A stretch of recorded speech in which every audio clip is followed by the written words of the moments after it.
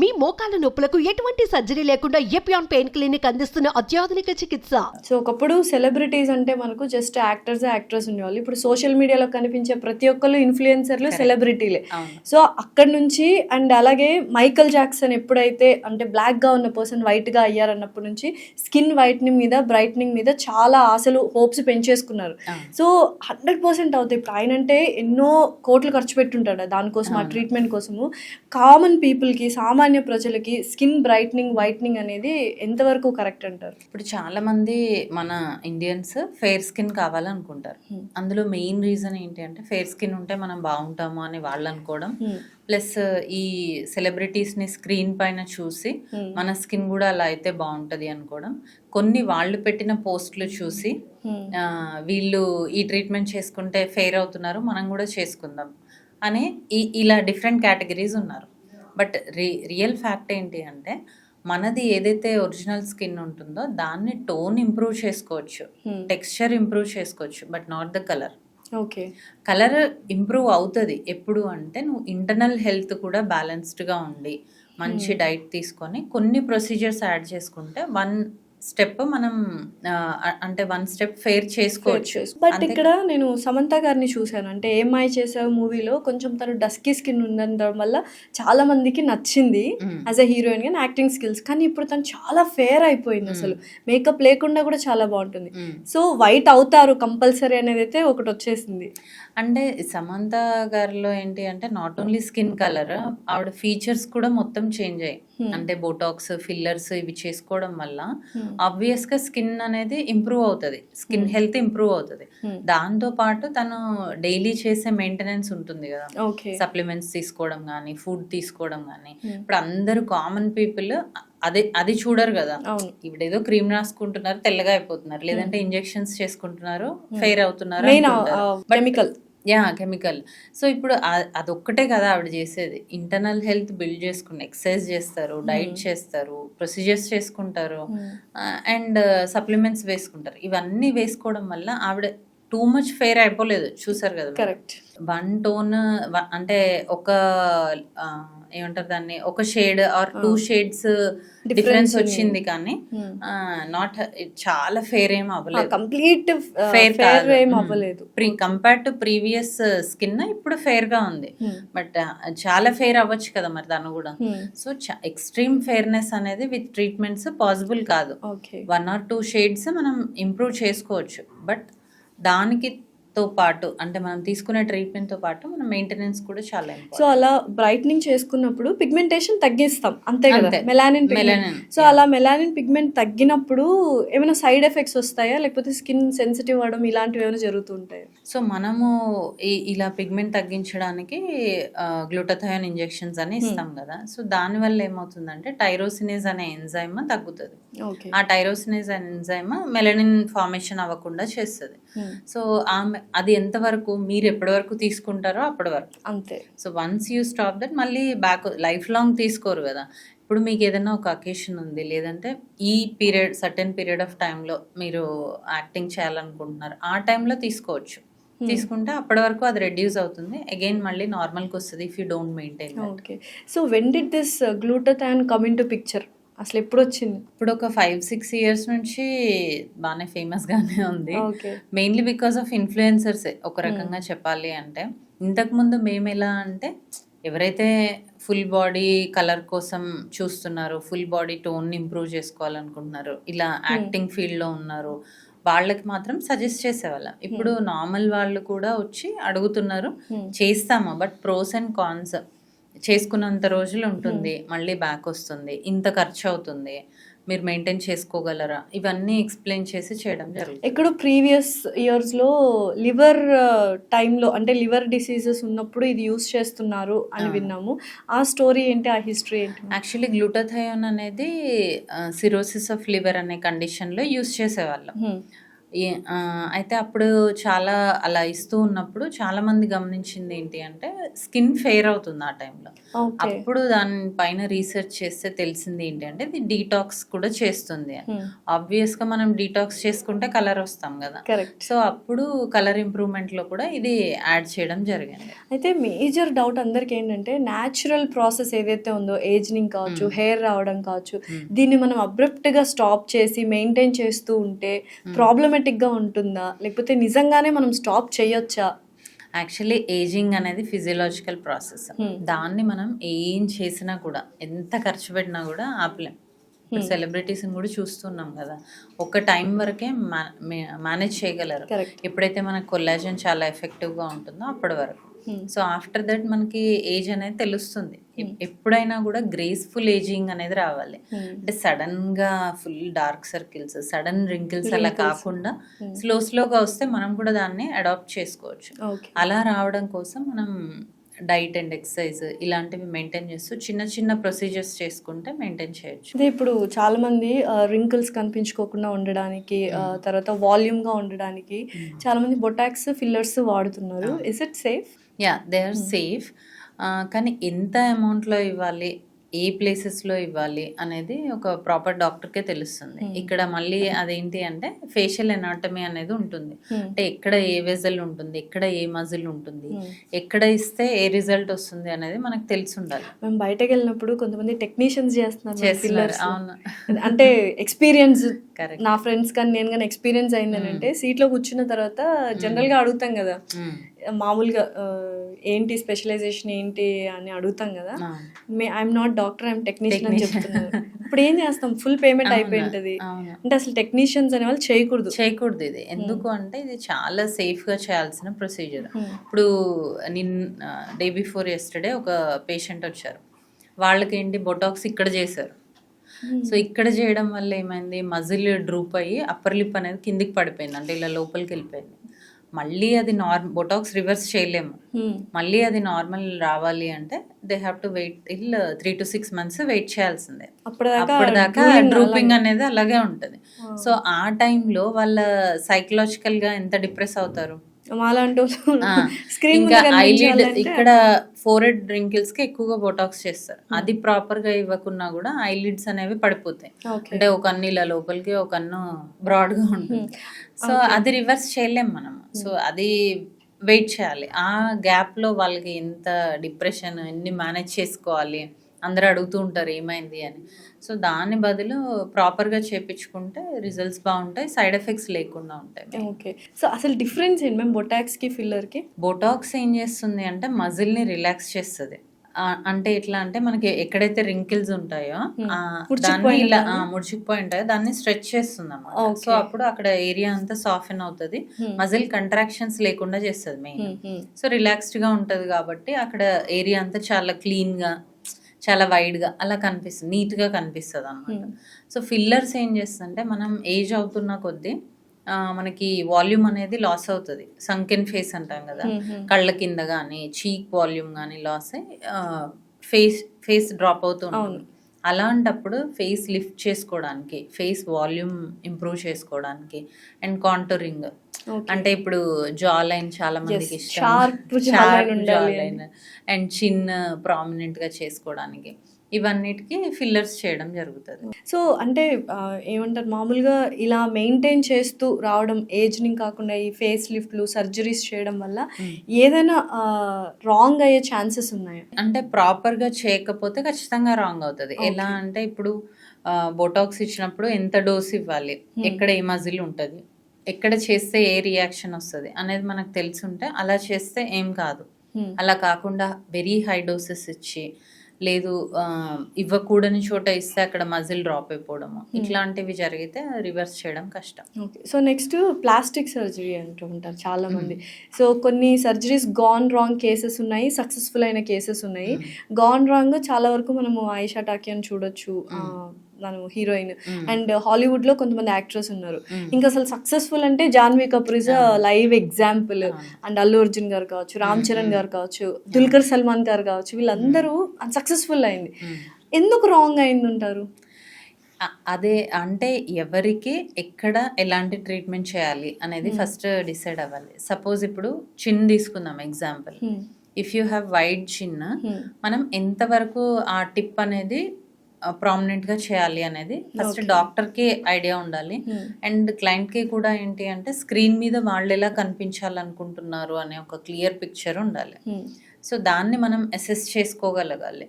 అలా చేసినప్పుడు ఖచ్చితంగా రాంగ్ అవ్వదు. ఇప్పుడు బ్రాడ్ నోస్ ఉంది, జాన్వీ కపూర్ బ్రాడ్ నోస్, అక్కడ ఫిల్లర్ ఇచ్చినా ఉపయోగం లేదు, ఆవిడ రైనోప్లాస్టీ చేసుకున్నారు.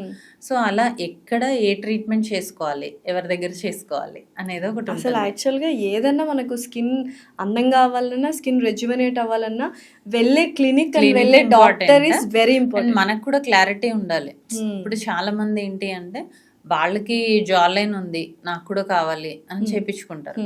ఎందుకు కావాలి, అసలు నువ్వు ఎలా కనిపించాలనుకుంటున్నావు? కాస్మెటాలజీ అనేది ప్యూర్లీ పర్సనల్ థింగ్. అవును, అదేమి 100% ఎమర్జెన్సీ థింగ్ కాదు. సో మీకు ఇష్టం ఉండి మీరు ఎలా చేంజ్ అవ్వాలనుకుంటున్నారు అనేది మీకు ఒక పిక్చర్ ఉండి అది మాకు ఎక్స్ప్లెయిన్ చేస్తే అలా చేయడం ఉంటుంది. అండ్ చాలా మంది ఏం చేస్తారంటే హెవీ డోసెస్ ఒకటేసారి ఇంజెక్ట్ చేస్తారు. అలా కాకుండా మైన్యూట్గా ఇంజెక్ట్ చేస్తూ వెళ్తే సెషన్కి మళ్ళీ కొన్ని రోజుల తర్వాత రమ్మని మళ్ళీ కరెక్షన్ అలా చేస్తూ ఉంటే ఎక్సలెంట్ రిజల్ట్స్ అనేవి చూడాలి. లేజర్ హెయిర్ రిమూవల్ ట్రీట్మెంట్ అని ఉంటుంది కదా. సో చాలా వరకు like my personal experience I wanted to share with you. నాకు యూజువల్గా ఇలా చూస్తే ఇక్కడ కొంచెం స్కిన్ మీద బేబీ హెయిర్ ఎక్కువగా ఉండేది. తీయించేసుకుంటే అయిపోతుంది కదా, స్క్రీన్కి బాగా అనిపిస్తుంది కదా. ఐ వెంట్ డర్మటాలజిస్టే చెప్తున్నా, not even dentist, not even any other cosmetologist. Dermatologist దగ్గరికి వెళ్తే తను ఏం చెప్పారంటే లేజర్ ట్రీట్మెంట్ 6 సిట్టింగ్స్ చేయించుకోండి, ఆ తర్వాత ఒక 1 year 2 years మళ్ళీ వస్తుంది, మళ్ళీ you can go and have maintain చేస్తూ ఉండాలి. 6 సిట్టింగ్స్ అయిపోయిన తర్వాత కూడా నెక్స్ట్ మంత్ నాకు మళ్ళీ బేబీ హెయిర్ రాలేదు, థిక్ హెయిర్ రావడం స్టార్ట్ అయింది. సో అప్పుడు ఆ డెర్మటాలజిస్ట్ ఏమని సజెస్ట్ చేసి ఉండాల్సింది నాకు అని నేను అనుకుంటే, ఎందుకమ్మా బేబీ హెయిర్ ఉంది కదా, no need to go for అని చెప్పుంటే బాగుండేది అనిపించింది, because I'm getting all thick hair. Okay, అయితే ఇందులో ఇప్పుడు 2 things ఉన్నాయి. ఒకటి ఏంటి అంటే పాత ఓల్డ్ మెషిన్స్ ఎలా ఉండే అంటే ఓన్లీ థిక్ హెయిరే తగ్గేది, థిన్ హెయిర్ తగ్గేది కాదు. సో ఇప్పుడు వచ్చిన న్యూ టెక్నాలజీలో చాలా ఫైన్ హెయిర్ కూడా మనం తగ్గించవచ్చు.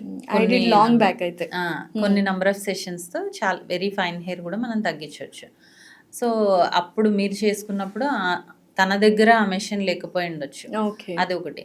అండ్ ఇంకొకటి ఏంటి అంటే ఇప్పుడు లేజర్ హెయిర్ రిమూవల్ కాదా process, laser hair reduction. So only 95% of the only కాదు 95% ఆఫ్ ద హెయిర్ మాత్రమే తగ్గుతుంది. మిగతా 5% ఏదైతే ఉందో అది కొంతమందికి అది రికరెన్స్ రావడం కానీ because of their hormonal factors అనుకోండి, లేదు అంటే మెషిన్తో ఉన్న ప్రాబ్లం అనుకోండి, అలా ఒక 5% హెయిర్ మాత్రం వచ్చే ఛాన్స్ ఉంటుంది.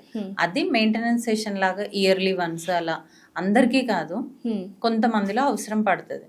సో మనకి బేబీ హెయిర్ ఉన్నా కూడా లేజర్ హెయిర్ రిమూవల్ చేసుకోవచ్చు, బట్ ఆ మెషిన్ అంత ఎఫెక్టివ్గా పనిచేస్తుందా బేబీ హెయిర్కి అనేది మ్యాటర్స్ అనమాట. సో అయితే థిక్ హెయిర్ ఉన్న వాళ్ళకి మాత్రం 100% వస్తుంది. ఓకే, సో పీసీఓడి ఉన్న వాళ్ళకి ఎక్కువగా సెకండరీ సెక్షువల్ క్యారెక్టర్స్ ఉంటాయి, థిక్ హిర్సుటిజం ఉంటుంది. సో ఏంటి వాళ్ళకి అదే ట్రీట్మెంట్?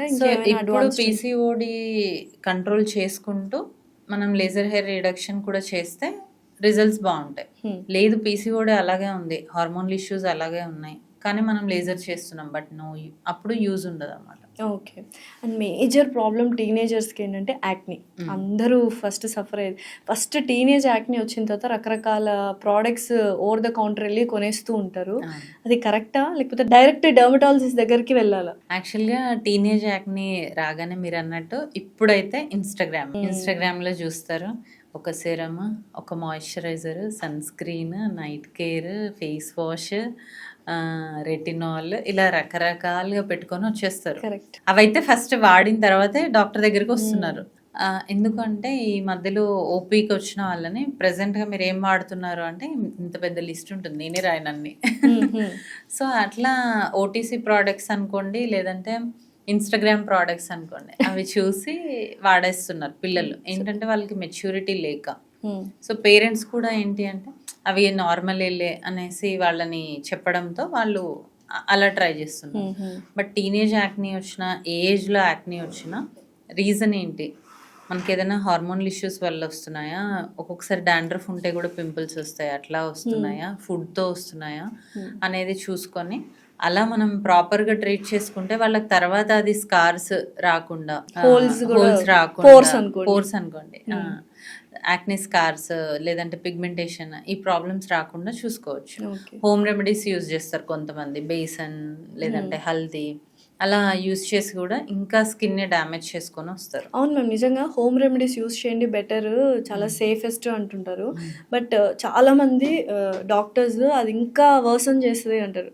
ఎలా అంటే అంటే ఇంతకు ముందు మన చిన్నగా ఉన్నప్పుడు, ఇప్పుడు పస్చులర్ యాక్నీ వస్తే టీనేజ్ లో ఏం చేసేవాళ్ళు, హల్దీ అప్లై చేసేవాళ్ళు. ఎందుకు అని అంటే హల్దీ యాంటీబయాటిక్ కాబట్టి. ఇప్పుడు కూడా మనం పస్చులర్ యాక్నీ వస్తే ఓరల్ యాంటీబయాటిక్ అనేది ఇస్తాము, టాపికల్ కూడా ఇస్తాం. కానీ ఇప్పుడు వచ్చే హల్దీ ఎంతవరకు సేఫ్, ఎంతవరకు కెమికల్ లేకుండా ఉంది. సో ఆ కెమికల్ వల్ల, అందులో యాడ్ చేసే కెమికల్స్ వల్ల సైడ్ ఎఫెక్ట్స్ వస్తున్నాయి. దానివల్ల ఏమవుతుంది, వాళ్ళకి స్కిన్ అంతా ఇంకా డార్క్ అయిపోవడము, లేదంటే ఇంకెక్కువ పింపుల్స్ రావడము, ఇట్లా జరుగుతుంది. నేనేం చెప్తాను అంటే అవన్నీ అవాయిడ్ చేయండి. ఫస్ట్ డాక్టర్ని కన్సల్ట్ అయితే మీకు అది యాక్నీ చాలా ఎక్కువ అవ్వకుండా చేయడానికి ఉంటుంది, అండ్ వచ్చినవి సేఫ్గా తగ్గించడానికి ఉంటుంది without any scar. Okay, so ఎటువంటి ఫుడ్స్ మనము తీసుకోవాలి యాక్నీ వచ్చినప్పుడు, తర్వాత ఎటువంటి ఫుడ్స్ తీసుకోకూడదు? సో ఇప్పుడు హై గ్లైసిమిక్ ఇండెక్స్ ఉన్న ఫుడ్స్ అవాయిడ్ చేయమని చెప్తాం. లైక్ చాక్లెట్స్ కానీ, ఐస్ క్రీమ్, షుగరీ ఫుడ్స్ ఇవన్నీ అవాయిడ్ చేయమని చెప్తాం. అండ్ కొంతమందికి నాన్ వెజ్ తిన్నప్పుడు, అంటే హాట్ స్పైసీ మసాలా ఫుడ్స్ తిన్నప్పుడు ఎక్కువ అగ్రివేషన్ అనేది చూస్తాం. ఆ ఫుడ్స్ అవాయిడ్ చేయమంటాం. ఎక్కువ ఏం తినమంటాము అంటే fruits and vegetables, anti oxidant rich food, high coloured berries కానీ, క్యారెట్స్, ఇట్లాంటివి ఎక్కువగా తీసుకోమని చెప్తాం. వాటర్ ఇంటేక్ ఒకటి చూసుకోమంటాము. అండ్ మిల్క్ తీసుకోవచ్చా చాలా మంది అడుగుతారు. డైరీ ప్రోడక్ట్స్ ఏం చేస్తాయంటే సీబమ్ని ఇంకా ఇంక్రీజ్ చేసి యాక్నీ అగ్రివేట్ అయ్యే ఛాన్స్ ఉంటుంది. సో డైరీ ప్రోడక్ట్స్ వద్దంటాం. సో యూజువల్గా చాలా మంది వేడి చేసింది కాబట్టి పింపుల్స్ వస్తున్నాయి అంటారు, దాన్ని తగ్గించడానికి మజ్జిగ తాగుతూ ఉంటారు. ఫర్మెంటెడ్ ప్రోడక్ట్స్ గుడ్ బ్యాక్టీరియా ఉంటాయి కాబట్టి that is okay. Other than curd and మజ్జిగ, ఇవి చీజ్, పన్నీర్, బటర్, ఇట్లాంటివి అవాయిడ్ చేయమని. సో వన్ బిగ్ ఇష్యూ ఏంటంటే సన్ స్క్రీన్ గురించి. Is it a cancer causing agent or it is a protective agent for skin? So first sunscreen benefits చూద్దాము, తర్వాత cancer వస్తుందా లేదా చూద్దాం. సో సన్ స్క్రీన్ బెనిఫిట్స్ ఏంటి అంటే, మనము ఎండ నుంచి యాంటీ ఏజింగ్ ప్రొటెక్షన్ ఒకటి, పిగ్మెంటేషన్ రాకుండా అండ్ సన్ బర్న్స్ రాకుండా మనం సన్ స్క్రీన్ అనేది వాడుకోవాలి. ఈవెన్ చిన్న పిల్లల్లో కూడా ఎందుకు యూస్ చేయమంటాము అంటే, వాళ్ళు ఎక్స్పోజ్ అయ్యే సన్ కూడా ఇప్పుడు హెవీ ఉంది కదా, మన అప్పుడులా లేదు. సో దానివల్ల వాళ్ళకి ఏమవుతుంది, సన్ ర్యాషెస్ రావడం ఉంటుంది. వాళ్ళకు కూడా స్కూల్కి వెళ్ళే పిల్లలకు కూడా అప్లై చేయమని చెప్తున్నాం.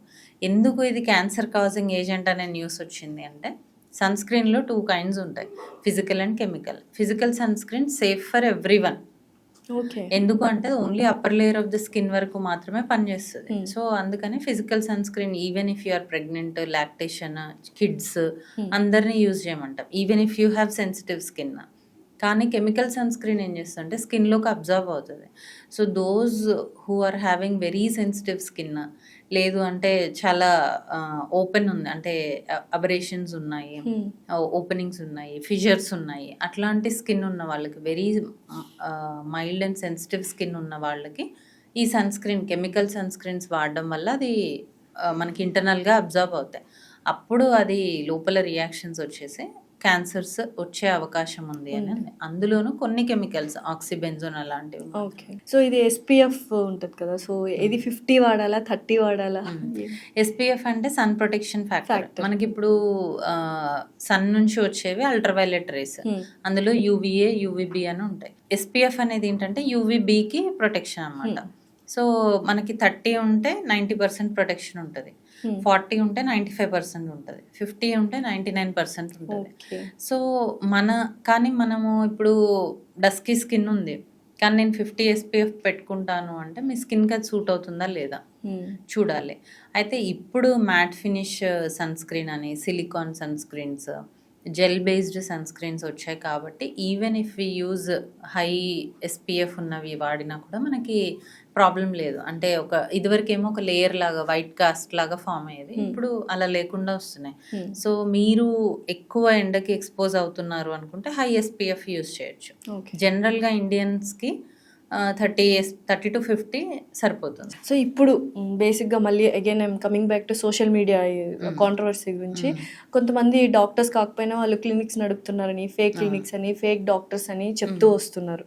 సో విక్టిమ్స్ అని అంటూ కొంతమంది క్లయింట్స్ వచ్చి మాట్లాడుతున్నారు. Are they real victims or they are over exaggerate? అంటే వాళ్ళు ప్రూఫ్స్ చూపిస్తున్నారు కదా కొంతమంది. ఇప్పుడు నేను అక్కడ ట్రీట్మెంట్ చేయించుకున్నాను, నా దగ్గర ఉంది, నా దగ్గర బిఫోర్ ఆఫ్టర్ పిక్చర్స్ ఉన్నాయి, క్లినిక్ వెళ్ళిన నేను పే చేసిన పే స్లిప్స్ ఉన్నాయి.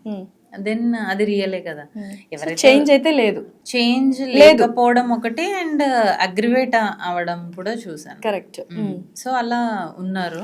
మరి ఫేకా అంటే కొంతమంది ఊరికే వీడియోస్ చేస్తున్నారు వితౌట్ ఎనీ ప్రూఫ్స్, అది మనకు తెలియదు. కానీ కొంతమంది మాత్రం బిఫోర్ అండ్ ఆఫ్టర్ నేను ఇలా ఉన్నాను, ఇలా అయ్యాను, నా దగ్గర పే స్లిప్స్ ఉన్నాయి, అంటే నేను పే చేసిన స్లిప్స్ ఉన్నాయి అనేది మాత్రం చూపిస్తున్నారు. So before and after no results ఉన్నప్పుడు, ఆఫ్టర్ లంసమ్ అమౌంట్ ఇచ్చిన తర్వాత కూడా నో రిజల్ట్స్ ఉన్నప్పుడు అక్కడ యాక్చువల్గా రాంగ్ ఎవరు జరిగి ఉంటుంది? అంటే క్లినిక్ వాళ్ళదా, డర్మటాలజిస్ట్, లేకపోతే తను ఏదైనా మెయింటైన్ చేయడమో ఫాలోఅప్ చేసుకోవడమో రాంగ్ చేస్తుంటారు? ఇప్పుడు ఎలా ఉంటుందంటే మనం ఇందాక చెప్పుకున్నట్టు 100% అందరికీ పాజిటివ్ రిజల్ట్సే రావు. ఇప్పుడు మనం నెగిటివ్ అంటే ఇంకా ఎగ్జాగరేట్ అవుతుంది ప్రాబ్లం. ఇప్పుడు యాక్నీ కోసం వెళ్ళారు కానీ ఇంకా పింపుల్స్ వస్తున్నాయి, ఎక్కువ వస్తున్నాయి. అప్పుడు నేనైతే ఏం చేస్తాను, ఎందుకు వస్తున్నాయి, ఈమెకి ఏదైనా హార్మోనల్ ఇష్యూస్ ఉన్నాయా, లేదంటే ఈమెకి నేను చేసిన ఈ పర్టికులర్ ట్రీట్మెంట్ పడట్లేదా, నేను ఇంకొక ట్రీట్మెంట్కి షిఫ్ట్ అవ్వాలా అనేది చూస్తాను. ఇప్పుడు అది డాక్టర్స్ అయితే అలా చూస్తారు. అదే వేరే వాళ్ళు ఏం చేస్తారంటే వాళ్ళకి తెలియదు, వాళ్ళకి ఏంటి, మనం 6 సెషన్స్ కెమికల్ పీల్స్ తీసుకున్నాం, అంటే బుక్ చేసుకున్నాం, 6 అవే చేయాలి. మధ్యలో వాళ్ళకి ఏం జరుగుతుంది వీళ్ళకి సంబంధం లేదు, ఎక్కువ అవుతున్నా వీళ్ళకి తెలియదు ఏం చేయాలో, because they are technicians. So అక్కడ వస్తుంది ప్రాబ్లం. మేము ఒక సింపుల్ స్టేట్మెంట్ చెప్తాను మ్యామ్. స్కిన్ రిపేర్ చేయించుకోవడానికైనా, స్కిన్ అందంగా ఉండాలి, మనం అందంగా తయారవ్వాలి అన్నా వెళ్ళాల్సింది డర్మటాలజిస్ట్ దగ్గరికి మాత్రమేనా? అంతే, 100% అంతే. దాంట్లో ఇంకే అసలు కాస్మెటాలజీ వాళ్ళు కూడా కోర్స్ అనేది లేదు, అసలు లేదు. ఎవరైతే డర్మటాలజీ చేశారో వాళ్ళు కాస్మెటాలజీ ట్రీట్మెంట్స్ చేయొచ్చు. అసలు కాస్మెటాలజిస్ట్ అనే వర్డే లేదు. అవునా? వర్డే లేదు. డర్మటాలజీ చేసిన వాళ్ళు ఎప్పుడైతే ఈ కాస్మెటాలజీ ట్రీట్మెంట్స్ చేస్తున్నారో అది పక్కకి వెళ్ళింది. Are they equal to beauticians?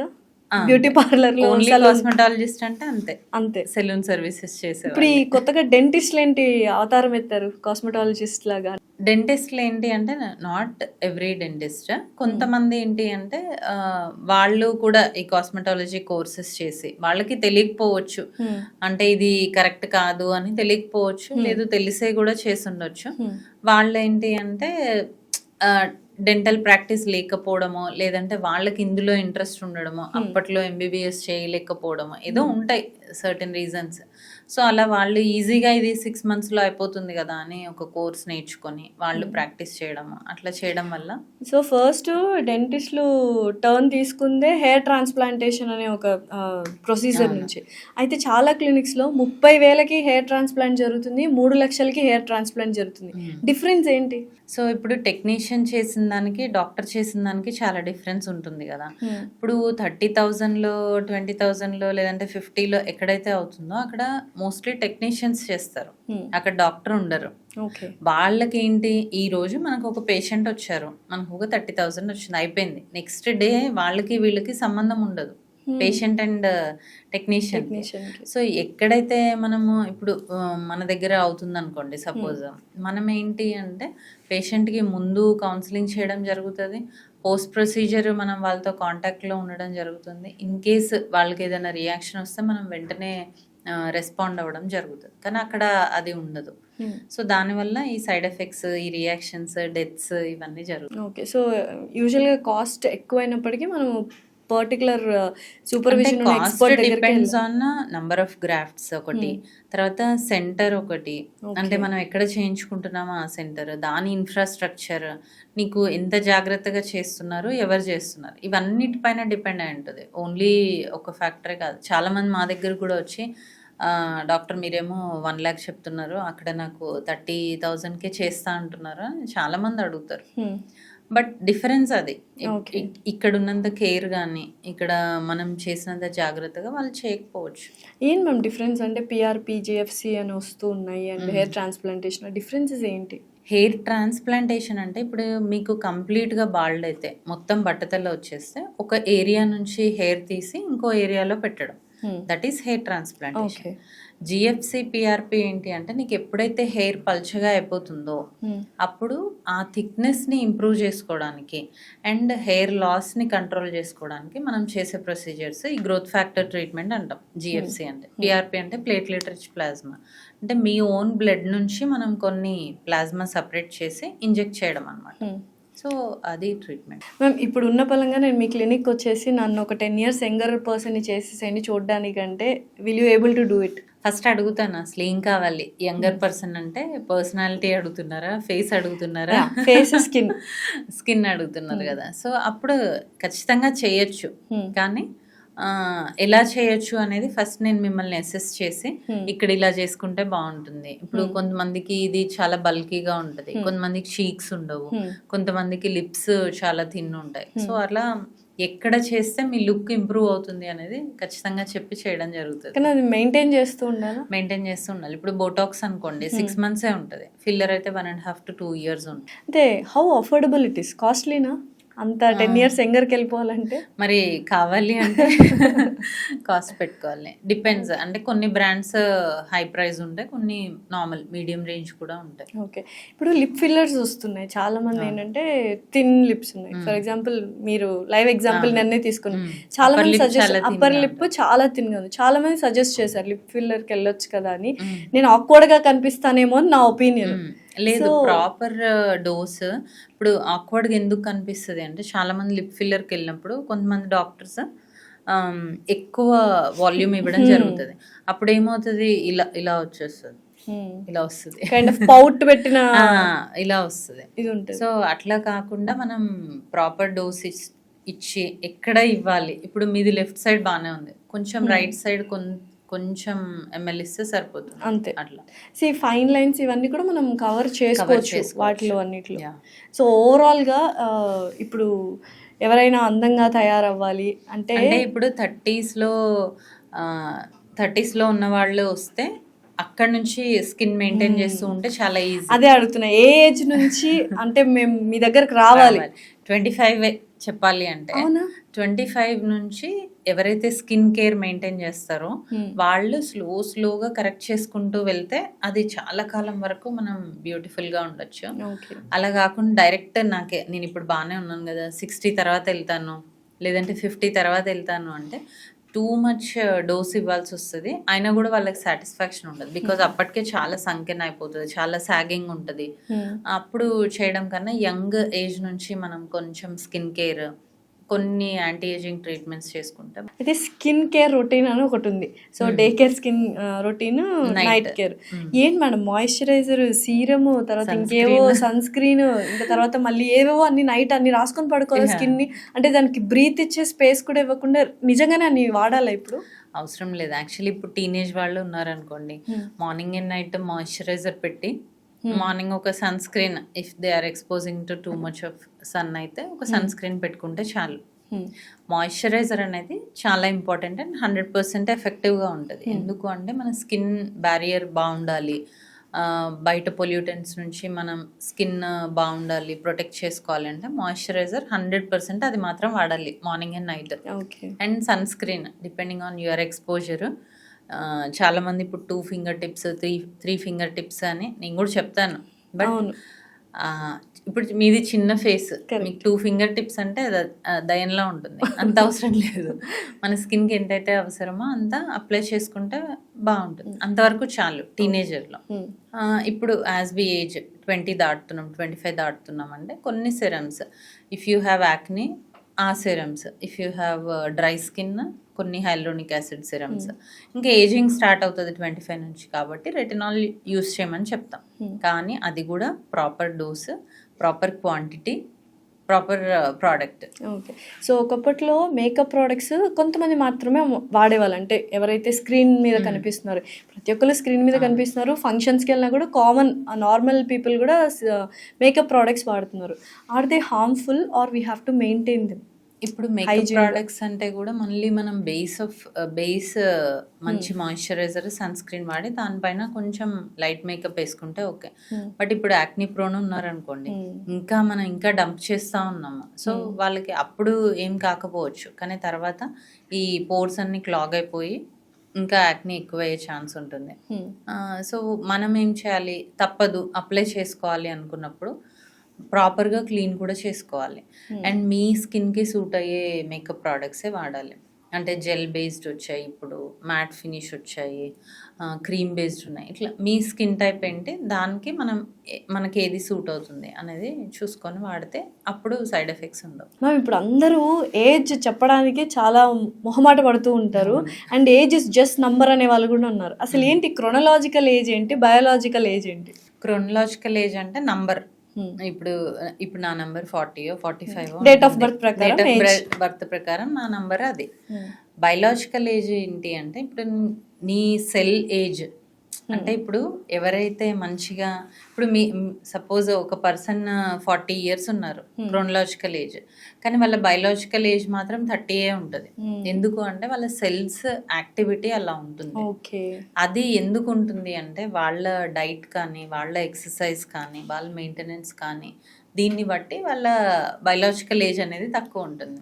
So ఎప్పుడైతే మనం ఓన్లీ అప్లికేషన్స్ కాకుండా ఇంటర్నల్ అండ్ ఎక్స్టర్నల్ హెల్త్ ప్రాపర్గా మెయింటైన్ చేస్తామో మన బయలాజికల్ ఏజ్ మన క్రోనలాజికల్ ఏజ్ కన్నా చాలా తక్కువగా మెయింటైన్ చేయొచ్చు. సో బయోలాజికల్ ఏజ్ తక్కువ ఉండాలి, క్రోనలాజికల్ ఏజ్ అంటే అప్పుడు మనం అందంగా కనిపిస్తాం. సో ఓవరాల్గా ఒక క్వశ్చన్ మ్యామ్, ఫైనల్లీ అసలు చూస్తున్న ఆడియన్స్కి, ఇప్పుడు చాలామంది క్లినిక్స్ వచ్చాయి, ఈ డాక్టర్ ఇలా అందరూ క్లినిక్స్ మీద, డాక్టర్స్ మీద అంటున్నారు, ఫైన్. అసలు ఆడియన్స్కి ఏం చెప్దాం అనుకుంటున్నారు? సో స్కిన్, హెయిర్ అనేది చాలా ఇంపార్టెంట్. అది ఓన్లీ అపియరెన్స్కే కాకుండా మన కాన్ఫిడెన్స్, మన సైకలాజికల్ స్టేటస్, వీటన్నిటిలో కూడా matters skin and hair. So అంత ఇంపార్టెంట్ అయిన స్కిన్ అండ్ హెయిర్ని ఎక్కడంటే అక్కడ, లేదంటే ఎవరికంటే వాళ్ళకి అప్పగించడం కాకుండా ఒక ప్రాపర్ డర్మటాలజిస్ట్ని చూస్ చేసుకొని వాళ్ళతోనే కంటిన్యూ అవుతావు. ఇప్పుడు చాలామంది ఒకరోజు ఒకరి దగ్గరికి వెళ్తే ఇంకొక రోజు ఇంకొక, అలా కాకుండా కంటిన్యూస్గా ఒక డాక్టర్తో ట్రావెల్ చేస్తే మీ స్కిన్ ఏంటి అనేది వాళ్ళకి అర్థమవుతుంది. మీ స్కిన్లో ఉన్న చేంజెస్ని బట్టి వాళ్ళు మీకు సజెస్ట్ చేయడం జరుగుతుంది. సో అలాంటి సెంటర్స్ని చూస్ చేసుకోండి, అలాంటి డాక్టర్స్ని చూస్ చేసుకోండి. తక్కువకి వస్తుంది, లేదు యాక్సెసిబిలిటీ ఈజీగా ఉంది, బాగా మాట్లాడుతున్నారనో అలా కాకుండా ప్రాపర్ డాక్టర్ దగ్గరికి వెళ్తే స్కిన్ అండ్ హెయిర్ని మంచిగా వాళ్ళు ప్యాంపర్ చేస్తారు, మీకు కూడా ఆ కాన్ఫిడెన్స్ అనేది ఉంటుంది. So go and check their certificates and they should be compulsorily dermatologist. ఇప్పుడు నా దగ్గరకు వచ్చిన వల్ల మీ సర్టిఫికేట్ చూపించండి అని ఎవరు లో వేసి ఉంటారు అలా కూడా ఇప్పుడు ఎంతమంది వెళ్ళి చదువుతారు, చదవలేరు. సో అట్లీస్ట్ గూగుల్లో చెక్ చేసుకోండి, వీళ్ళు కరెక్ట్ డాక్టర్సా కాదా, వీళ్ళు ఎలా ఉంది, వీళ్ళ ట్రీట్మెంట్స్ ఎలా ఉన్నాయి. ఇప్పుడు ఇన్స్టా ఇవన్నీ వచ్చాయి, గూగుల్ రివ్యూస్ ఉన్నాయి, ఇవన్నీ చూసుకోండి, ప్రాపర్ డాక్టర్ కాదా చూసుకోండి, చూసుకొని అప్పుడు వెళ్ళండి. సో మీ స్కిన్ ఎవరి చేతిలోనో పెట్టాలంటే కేవలం డెర్మటాలజిస్ట్ చేతిలోనే పెట్టండి, అంతకుమించి ఎవరి చేతిలో పెట్టకండి. థ్యాంక్ యూ సో మచ్ దివ్య గారు, థ్యాంక్స్ అలాట్.